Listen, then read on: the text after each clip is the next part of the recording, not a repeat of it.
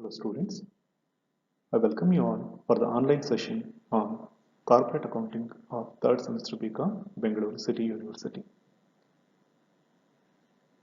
The title of the chapter is Valuation of Goodwill and Shares, and in the previous sessions we have worked out the problems on various methods of valuation of shares, that is intrinsic value of shares method, yield method and fair value of shares method. In this session, we will work out a problem on valuation of shares under intrinsic value method and yield method. In this problem, the balance sheet of a limited company as on 31st March 2020 is provided to you. On the liability side, we have share capital, that is 2000 equity shares of rupees 100 each, 2 lakhs, general reserve 40,000, profit and loss account 32,000, sundry creditors 1,28,000 and income tax reserves 60,000. And on the asset side, we have land and buildings 1,10,000, plant and machinery 1,30,000, patents and trademarks 20,000, stock 48,000, debtors 88,000, bank 52,000, preliminary expenses 12,000, and the total of the balance sheet is 4,60,000. In the adjustment, the expert valuer valued the land and buildings at rupees 2,40,000, goodwill at rupees 1,60,000 and plant and machinery at rupees 1,20,000. So while calculating the value of shares under net assets method, we have to consider this value. Out of total debtors, it is found that debtors of rupees 8,000 are bad. So it should be adjusted from the debtors.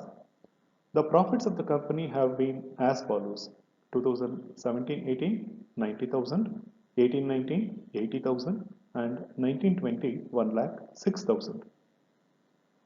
The company follows the practice of transferring 25% of profits to general reserve. Similar type of companies earn at 10% of the value of their shares. Ascertain the value of shares of the company under intrinsic value method, yield method and fair value method. So ಇಲ್ಲಿ ನಮಗೆ ಕಂಪನಿಯ balance sheet ಮತ್ತು ಕೆಲವು ಅಡ್ಜಸ್ಟ್ಮೆಂಟ್ಸ್ಗಳನ್ನ ಕೊಟ್ಟಿದ್ದಾರೆ. So ಮೊದಲಿಗೆ ನಾವು intrinsic value ಮೆಥಡ್ನಲ್ಲಿ share ವ್ಯಾಲ್ಯೂನ ಕಂಡುಹಿಡಿಬೇಕು. ಸೊ ಅದು ಕಂಡುಹಿಡಿಬೇಕಾದ್ರೆ ನಮಗೆ ಮೊದಲು ಬೇಕಾಗಿರೋದು net assets available for equity shareholders. So ಅದನ್ನು ಕಂಡುಹಿಡಿಬೇಕಂದ್ರೆ ಮೊದಲಿಗೆ ನಾವು we have to take the market value of assets and that includes land and buildings 2,40,000, plant and machinery 1,20,000, patents and trademarks 20,000, stock 48,000, debtors 88,000 minus 8,000 80,000 and bank 52,000. So ಇಲ್ಲಿ preliminary ಎಕ್ಸ್ಪೆನ್ಸಸ್ನ ನಾವು ತಗೋಬಾರ್ದು, ಯಾಕಂದರೆ ಅದು ಫಿಕ್ಟಿಷಿಯಸ್ ಅಸೆಟ್ ಆಗಿರುತ್ತೆ. Then we have to deduct the total liabilities due to outsiders. Here we have only two items: sundry creditors 1,28,000 and income tax reserve 60,000. The resulting balance we have to treat it as the net assets available for equity shareholders.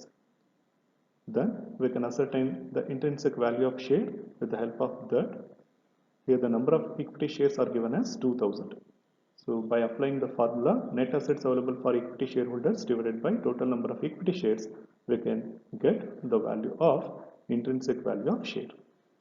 Then in the second method, yield method, in the first step we have to calculate the average profits of the company. Here the last 3 years profits are provided to us: 90,000, 80,000, 1,06,000. In 1,06,000 we have a bad debts that should be adjusted there, and the average of that will be the average profits of the company. In the next step we have to calculate the net profits available for dividends to equity shareholders. There first we have to take the average profits. From that we have to deduct the general reserves by transferring 25% of the profits, and the balancing amount can be treated as net profits available for dividends to equity shareholders.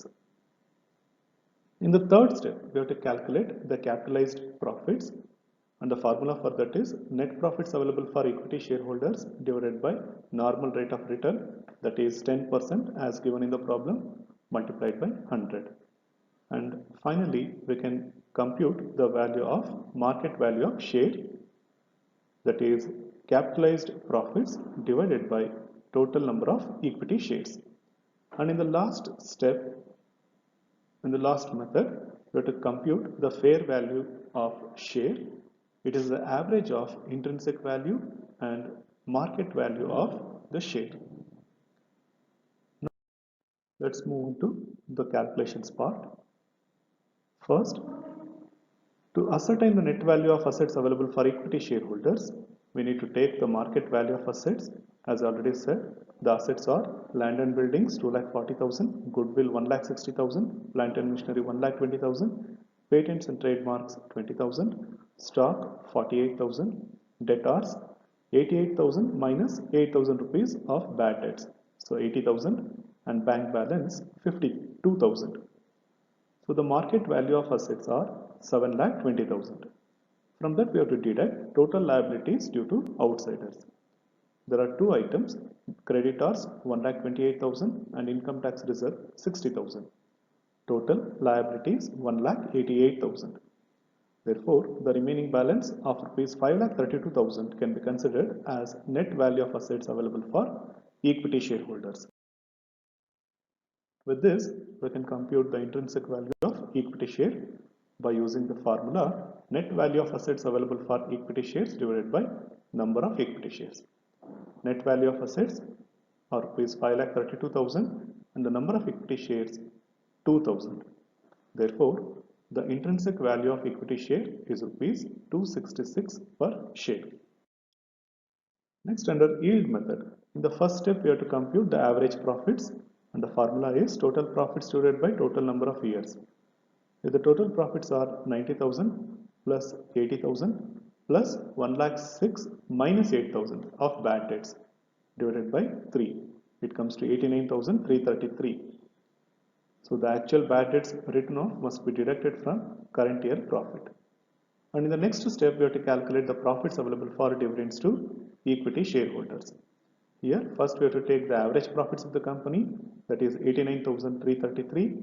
From that, we have to deduct transfer to reserves, that is 25% of profits, that comes to 22,333. And the balancing figure of rupees 67,000 can be treated as net profits available for dividends to equity shareholders.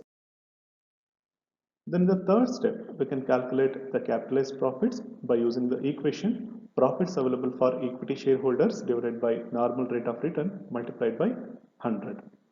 That is 67,000 divided by 10 into 100, that comes to 6,70,000. In the last step, we have to calculate the market value per share by using the formula capitalized profits divided by number of equity shares. Capitalized profits are 6,70,000 and number of shares 2,000. Therefore, the market value per share is rupees 335 rupees per share.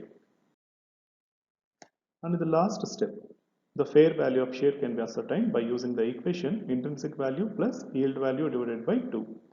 Intrinsic value as per first method is rupees 266 plus yield value as per the second method is rupees 335 divided by 2. Therefore, the fair value of share will be rupees 300.50 per share. Thank you, students.